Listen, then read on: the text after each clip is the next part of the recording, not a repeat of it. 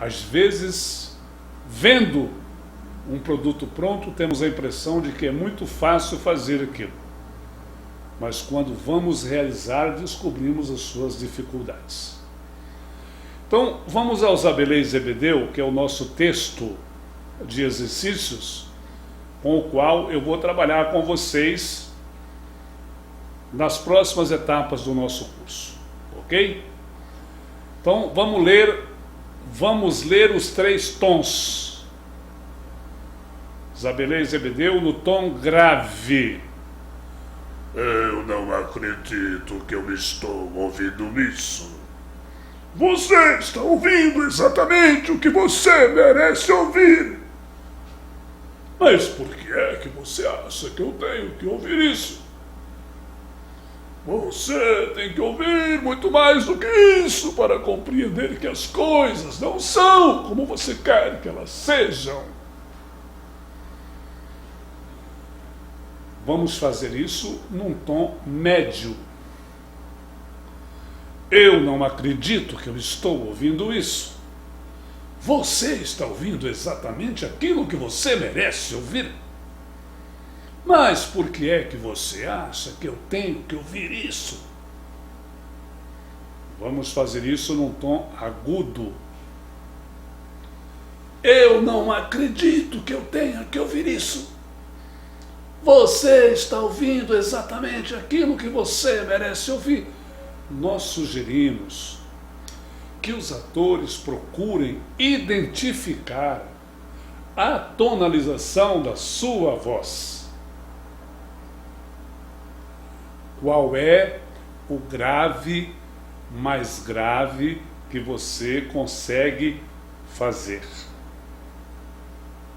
Tente, desafie, repita, quantas vezes forem necessárias para encontrar o grave mais grave que você consiga fazer. A partir desse grave, você vai ter um médio, que é o tom confortável para você trabalhar durante horas e horas, sem ter nenhum problema de sua voz, de sua garganta, de você ficar rouco ou de sentir algum desconforto. Evite fazer leituras em tons agudos. Os agudos são apenas para desenhar curvas dramáticas. Boa pergunta. O que são curvas dramáticas, né? Vamos explicar o que são curvas dramáticas. São as nuances de leitura que você trabalha nos desenhos sobre o seu texto com a sua voz. Então, você tem um texto do Zabelê e Zebedeu, né, que fala assim: qualquer dia desses, você vai acabar me levando à loucura com essa sua paranoia de que tudo está errado e só você está com a verdade absoluta sobre todas as coisas. Veja que eu fiz uma sequência de curvas.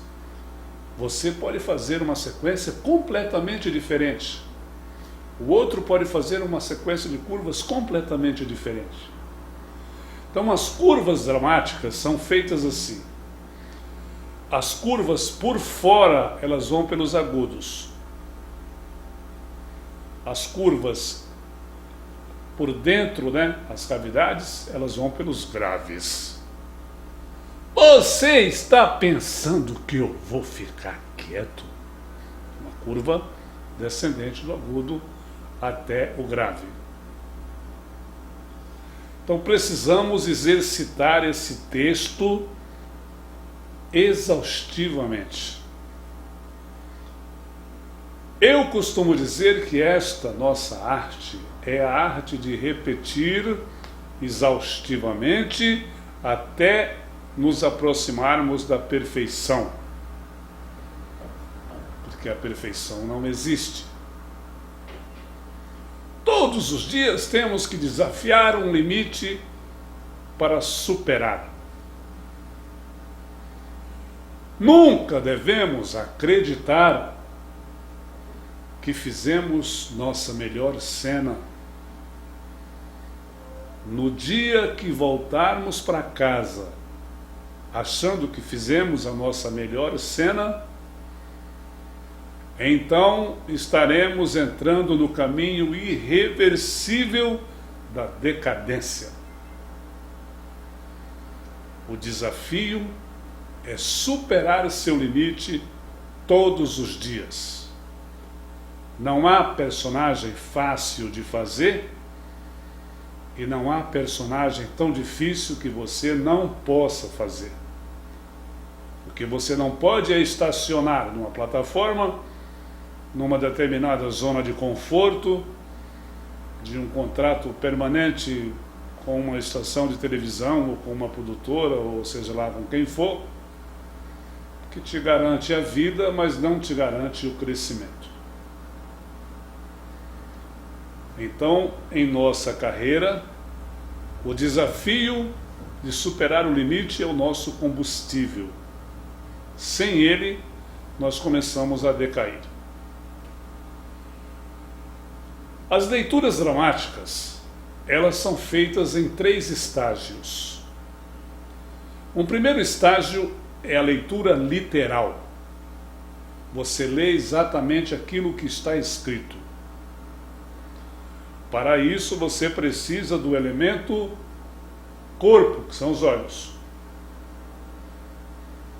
Se vocês fizerem um outro curso, vocês vão encontrar lá uma tese do Stanislavski que ele fala dos 3 elementos da suprema arte de interpretar: mente, sentimento e vontade. Eu, como diretor de televisão, acrescentei um 4º elemento, que é o elemento corpo.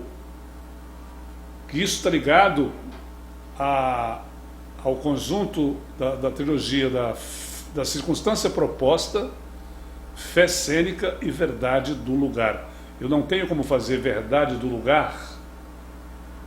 E Matilde estava falando ao telefone, eu não tenho como fazer isso nas mídias eletrônicas, no teatro sim. Você faz esse gesto e a plateia imediatamente vê um telefone na sua mão. Então, a leitura número 2 é a leitura subjetiva. A leitura número 2 é a leitura subjetiva.